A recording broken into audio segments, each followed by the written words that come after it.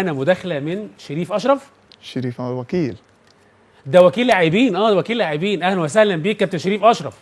اهلا بيك حضرتك، اهلا بيك كابتن حاتم، واهلا بالمهاجم الكبير حماده حسين وبالساده المشاهدين. اهلا وسهلا بيك. طبعا احنا كان يهمنا جدا جدا يبقى معانا مداخله من الناس بقى وكلاء اللاعبين اللي بنقول لهم انتوا عينيكم فين انتوا من النجوم اللي موجوده؟ اشتغلوا شويه، عايزين بجد نشوف مواهب، عايزين نشوف حاجات كتيره جدا زي حماده كده يا كابتن شريف. اتفضل يا كابتن. حماده حسين يا كابتن مهاجم كبير جدا، ويعني حماده انا كنت مخطط في نادي، بس لما نزل ما عادش وقت على القيد خلاص، عشان كل نادي زي ما انت عارف صح ان بيبقى عندهم البتاع اللي هم الاستعلام الدولي ده. فالاستعلام الدولي ده يا كابتن بيبقى صعب اللي انا استعلم عنه في يوم واحد. تمام. البطاقه الدوليه. فديت المشكله ان شحاته اتكلم فيها برضه. المفروض اتحاد الكوره يوفر للاعيبه اللي هي ده من بره حتى لو 10 ايام ان هم يعرفوا يشوفوا نادي في مصر. طب في حاجه يا كابتن شريف، هو دلوقتي احنا عارفين، انا اعرف ان حماده معاه البطاقه الدوليه. تمام كويس. هو مش هل المفروض اللاعب اللي يحمل البطاقه الدوليه حتى لو جه متاخر يوم او يومين على القيد يبقى له سكه معينه في الاتحاد انه من خلال البطاقه الدوليه انه يحاول يتأيد في نادي؟ يتأيد يا كابتن، بس هم لازم يستعلموا عنه اول. هل النادي اللي هو كان فيه طيب مشاه من في مشاكل فلوس هناك، في مشاكل عنده؟ ما هم لازم يستعلموا الاول. تمام.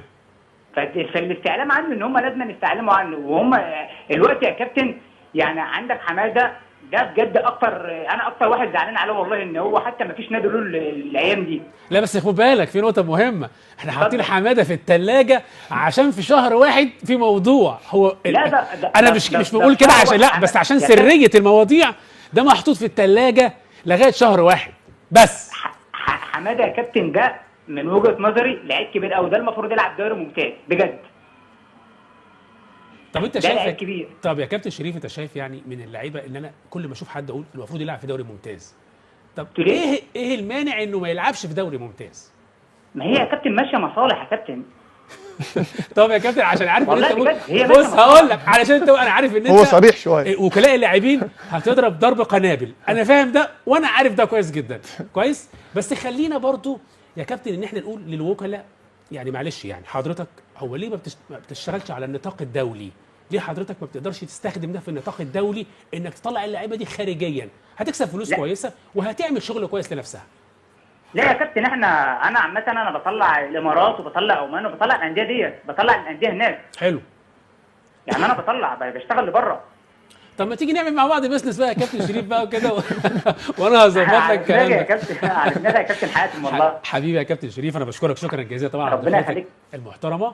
وهو اشار لنقطه مهمه جدا، ان اتحاد الكوره يبقى قلبه رهيف وقلبه يبقى مع اللعيبه المغتربه اللي بتساعد اسرها واللي بتجري على اكل عيشها واللي ما بتحلمش ان هي تكون في اهلي وزمالك، على قد ما هي بتكون طالبه الستر، طالبه ان هي تاكل لقمتها بالحلال، ان هي بتجري على اطفال واسر، ان يبقى في سكك معينه.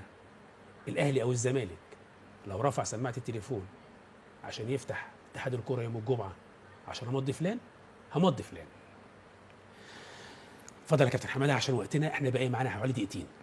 الوقت عدى بسرعه معاك يا كابتن شريف. كابتن حاتم هو طبعا بشكر كابتن شريف، هو وكيل محترم وراجل بيجتهد برضه في المجال رغم الصعوبه، لان مصر كلها وكلاء حاليا بالظبط. لكن ان شاء الله كابتن الفتره الجايه تبقى خير، وانا متفائل عامه ان الكره بتتطور.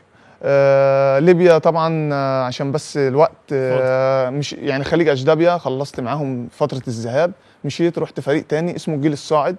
طبعا كابتن اكرامي اشار ان الظروف في ليبيا كان بمناطق ومناطق بالظبط، فلعبت فتره في نادي وبعدين مشيت رحت نادي تاني وختمت معاهم الدوري، والحمد لله الناس كلها بتحبنا، الناس كلها علاقات الليبيين والمصريين كويسه، بيثقوا فينا، يعني شبه بعض من الاخر. وانا بوجه لهم التحيه من مصر، يعني ان انتوا يعني استقبلتونا بشكل كويس، ويعني الناس ما قصرتش معانا في حاجه. بس يعني يا كابتن، ويعني حابب اقول برضه نصيحه اخيره يعني نقول للجيل اللي جاي اللي هو 2005 و2009 والاصغر من كده. تمام.